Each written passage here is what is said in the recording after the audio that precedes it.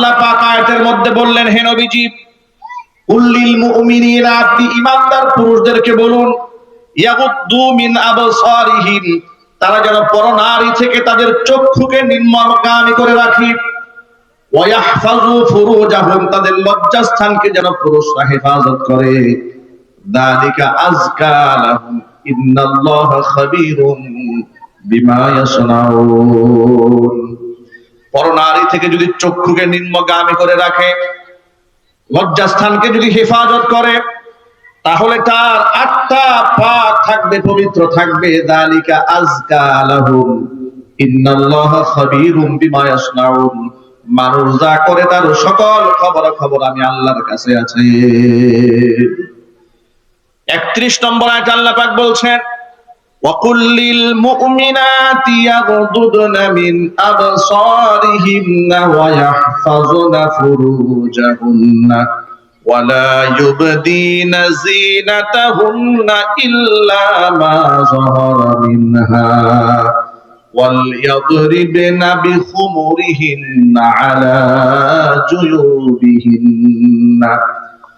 নবীজি, এবার আপনি মুমিনা নারীদেরকেও বলে দিন, ইয়াগুদ্দুনা মিন আবসারিহিন্না, পরপুরুষ থেকে তারাও যেন তাদের চোখটাকে নিম্নগামী করে রাখে, ওয়া ইয়াহফাযনা ফুরুজাহুন্না, লজ্জাস্থানকে তারাও যেন হেফাজত করে, ওয়ালা ইউবদিনা যিনাতাহুন্না ইল্লা মা যাহারা মিনহা, আবশ্যকীয় অঙ্গ প্রত্যঙ্গ ছাড়া সাজসজ্জার অঙ্গ যেন পরপুরুষের সামনে তারা জাহির না করে।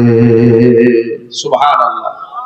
আবশ্যকীয় অঙ্গ প্রত্যঙ্গ, আল্লাহ পাকের কথার মধ্যে কোনো ফাঁক ফুকর নেই, মানে একান্ত যে অঙ্গ প্রত্যঙ্গের জন্য সে কাজ করতে হয়। এখন সেই হাতের কবজি, মুফাসসিরিন কেরাম ব্যাখ্যা করে বলেছেন, এটা হচ্ছে হাতের এই কবজি থেকে হাতের আঙ্গুলগুলো সে ওপেন রাখতে পারে, পায়ের তলা সে খোলা রাখতে পারে।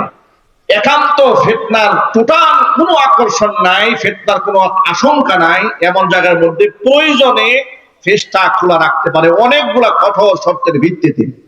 ফিতনার আশঙ্কা থাকলে সেই ফেসটাও খোলা রাখতে পারবে না। চিৎকার দেখুন সুবহানাল্লাহ। এগুলো হচ্ছে প্রয়োজনীয় অঙ্গ প্রত্যঙ্গ। সেই ছোট্ট দুটো আয়াতে কারিমার দ্বারা কি প্রমাণ হলো? আমি একজন পুরুষ হয়ে পরনারীর দিকে আমি কি তাকিয়ে থাকার কি আমার আদৌ কোনো সুযোগ আছে? জোরাবাজি বলেন। অনুরূপ ভাবে একটা নারী হয়ে কোন নারী, আমি পুরুষ মানুষ, আমার চেহারার দিকে অকারণে তাকিয়ে থাকার কি আদৌ কোনো সুযোগ আছে? এটা কোরআন শরীফে খুব স্পষ্ট বর্ণনা। এমন কি ইদানিং দেখুন, আমাদের বাংলাদেশের যারা তথাকথিত স্বাধীনতার কথা বলে, তথাকথিত ব্যক্তি স্বাধীনতার কথা বলে, তারা বিশ্ববিদ্যালয়ে দাঁড়িয়ে বলে যে আমি কি পোশাক পরবো না পরবো এটা মোল্লা মৌলবীদের বলার কে? দেহ আমার, সিদ্ধান্ত আমার, আমি যা খুশি তাই পরবো, তুমি তোমার চোখের হেফাজত করো। নাউজুবিল্লাহ পড়েন। ইসলাম আপনাকে যা খুশি তা পরার অধিকার আপনাকে দেয়নি। ইসলাম পুরুষকেও একটি দায়িত্ব দিয়েছে, নারীকেও দায়িত্ব দিয়েছেন। খুব সংক্ষেপে একটা এক্সাম্পল দিলে খুব সহজে বুঝতে পারবেন। বিড়ালের সামনে যদি শুটকি পেশ করে তামাম পৃথিবীর শ্রেষ্ঠতম বাগ্যী বক্তা দিয়ে বিড়ালে ওয়াজ করানো হয়, এর বিড়াল এই শুটকির মুখে যদি মুখ লাগায় কবিরা গুনাহ হবে। বিড়াল কি মানবে এই কথা? এই ফতোয়া বিড়াল মানবে না? মানবে না। আর যদি বলা হয় যে এত ওয়াজ করার পরেও যে বিড়াল শুটকির মধ্যে মুখ লাগাবে তাকে 50টা বেত্রাঘাত করা হবে, বিড়াল বলবে এই জুলুমের আইন যে করেছে তার পাছায় 100 বেত মারা উচিত। কথা ঠিক নেবে ঠিক বলে। আমার নাকের ডগার মধ্যে তুমি ওপেনে ঝুটকি দিয়া তুমি আমাকে না খাওয়ার তালিম দিবা, তা তো হবে না। ইসলাম এমন জুলুম এবং বেইনসাফ বৈষম্যপূর্ণ আইন দেয় নাই। ইসলাম প্রথম আইন দিয়েছে পুরুষের জন্য, এরপর আইন দিয়েছে নারীর জন্য। চিৎকার দেবেন আল্লাহু আকবার।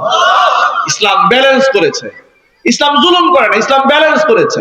ইসলাম বলে নাই যে তোমরা যেমন খুশি তেমন চলো, হে পুরুষরা পরনারীর দিকে তাকাবে না, এরকম বলেন।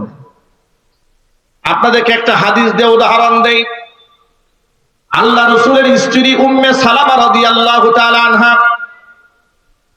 তিনি বলেন, আন উম্মে সালামা রাদিয়াল্লাহু তাআলা আনহা আন্নাহা ক্বালাত, আমি এবং হযরতে মাইমুনা, তিনি বলেন আমি এবং নবীর স্ত্রী হযরতে মাইমুনা হুজুরের পাশে কথা বলছিলাম নবীজির ঘরে, ফা দাখালা আলাইনা আব্দুল্লাহ ইবনে উম্মু মাকতুম রাদিয়াল্লাহু তাআলা আনহু, আমাদের মাঝে অন্ধ সাহাবী আব্দুল্লাহ ইবনে উম্মি মাকতুম আমার বাড়িতে এলেন।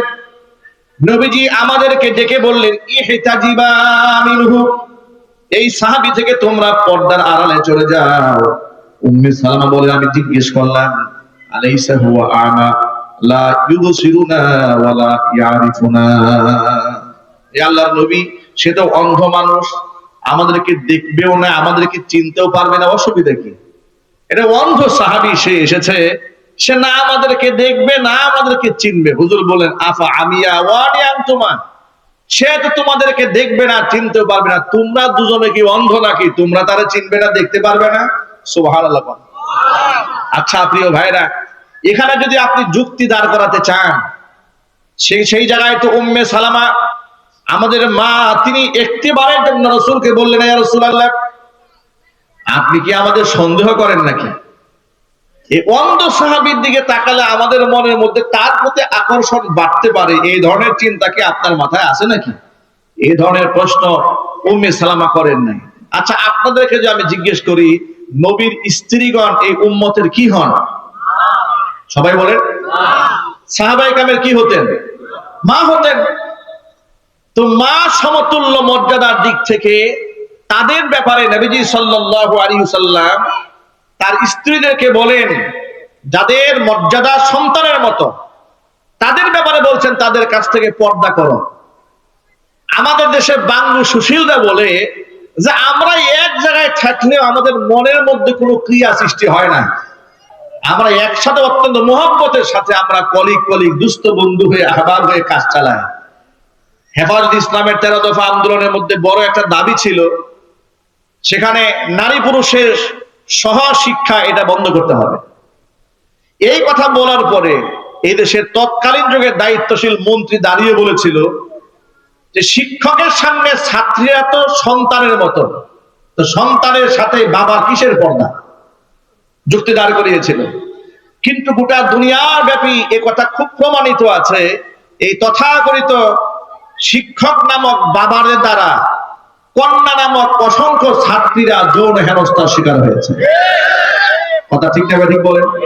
এই যে কয়েকদিন আগে গোটা বাংলাদেশ তোলপাড় হয়েছে, একটা স্কুলের মেয়ে সে আত্মহত্যা করতে যাচ্ছে, কেন? স্কুলের প্রধান শিক্ষক তাকে ধর্ষণ করেছে। নাউজুবিল্লাহ পড়েন। আমি অবাক হয়ে যাই, এই দেশে নারীদের অধিকার নিয়ে এত কথা বলা হয়, অথচ মহিলা কলেজের প্রধান শিক্ষক থাকে পুরুষ। কি বলেন? কথা বুঝেন নাই মনে হয়? এই যে নারীবাদীরা এত চিৎকার করে নারী অধিকার, নারী অধিকার, নারী ক্ষমতা, নারী শিক্ষা, এত কিছু বলেছে, আমাদের দেশের প্রধানমন্ত্রী নারী থাকতে পেরেছে, তো মহিলা কলেজের প্রধান শিক্ষক নারী না হয়ে পুরুষ হয় কেন? শিক্ষা বেড়ে জুড়ে বলেন, আপনি পুরুষ কেন থাকবে একটা মহিলা কলেজে? গার্লস স্কুলের প্রধান শিক্ষক পুরুষ কেন হবে? গার্লস স্কুলের প্রধান শিক্ষিকা হবে একজন নারী। কথা বলেন ঠিক না ঠিক?